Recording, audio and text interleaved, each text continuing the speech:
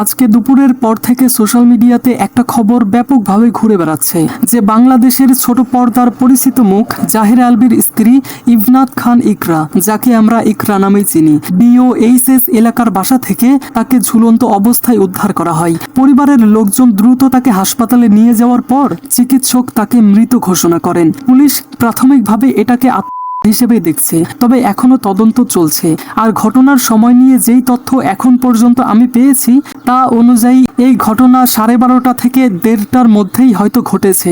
ঘটনাস্থল থেকে আলামত সংগ্রহ করা হয়েছে এবং পুলিশ বিষয়টাকে খতিয়ে দেখছে, কিন্তু এখন পর্যন্ত কোনো সুইসাইড নোট বা কোনো স্পেসিফিক কারণ প্রকাশ করা হয়নি। আর বর্তমানে জাহের আলভী নেপালে একটা শুটিং এ রয়েছেন। আপাতত এটা নিয়ে আমরা আলোচনা না করি ভাই, আমি তো মানসিকভাবে ঠিক নাই। তো জাহের আলভী এবং ইকরা 2010 সালের 9 নভেম্বর মাত্র 19 বছর বয়সে পালিয়ে বিয়ে করেন। তাদের দীর্ঘ দাম্পত্য জীবনে আমরা সবসময় ইন্টারভিউ বা সোশ্যাল মিডিয়ার মাধ্যমে দেখেছি তারা অনেক হাসি খুশি থাকে, সবসময় একসঙ্গে থাকে, আর অনেকেই তাদেরকে ছোট পর্দার বেস্ট কাপল বলতো। কিন্তু কে জানতো এই হাসি খুশি জীবনের মধ্যেই কত কিছু লুকিয়ে আছে। আর এছাড়াও আপনারা হয়তো জানেন তাদের একটা ছেলে বাবুও আছে। ভাবতেই কষ্ট লাগে, এত ছোট একটা পরিবার আজ এত কঠিন সময়ের মধ্যে দিয়ে যাচ্ছে।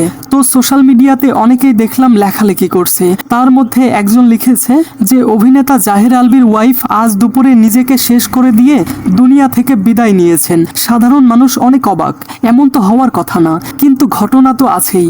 গতকাল আলভী একটা পোস্ট দেয় যে ভুল করলে মাফ মিলে কিন্তু মুক্তি মেলে না। সেখানে তার ওয়াইফ ইকরা কমেন্ট করে, কংগ্রাচুলেশনস, ভুল করলে মাফও মিলে না, মুক্তিও মিলে না, ভুল স্বীকার করতে পারলা, আমিন।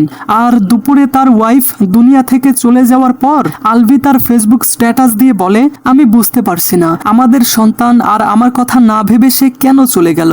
আচ্ছা, যার ওয়াইফ দুনিয়া থেকে চলে গেল সে বলছে আমি বুঝতে পারছি না। আচ্ছা, এটা শুনতে একটু অন্যরকম লাগছে না? আবার সেই কমেন্টটাও অন্য কিছুর ইঙ্গিত দেয়। তো সোশ্যাল মিডিয়াতে অনেকের এমনটা দাবি জাহের আলভীর অ্যাফেয়ারের কারণেই হয়তো ইকরা এমনটা করেছে, যদিও এখনো কোনো কিছুই ক্ল্যারিফাই হয়।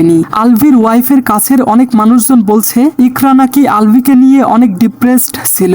কিছু একটা তো হয়েছেই, একটা মানুষ তো এমনি এমনি দুনিয়া ছেড়ে চলে যায় না। যেই মানুষটা 5 ঘন্টা আগেও ফেসবুকে পোস্ট দিয়েছিল সেই মানুষটা বর্তমানে পৃথিবীতে নেই। আসলে সময়টাই এমন, সবাই ফেসবুকে অ্যাক্টিভ, সবাই পোস্ট দেয়, সবাই স্টোরি দেয়, কিন্তু ভিতরে ভিতরে শেষ হয়ে যায়। আর চলে গেলে সবাই টের পায় এই মানুষটা কি যন্ত্রণা নিয়ে বেঁচে ছিল। তো এখন পর্যন্ত আমি যতটুকু জেনেছি যে পুলিশ এটা তদন্ত করছে। আর হ্যাঁ, আরেকটা কথা বলতে ভুলে গেছি, জাহের আলভীর ফেসবুক অ্যাকাউন্টে গেলে আগের কিছু পোস্ট মিসিং, যেগুলো সে ডিলিট করে দিয়েছে।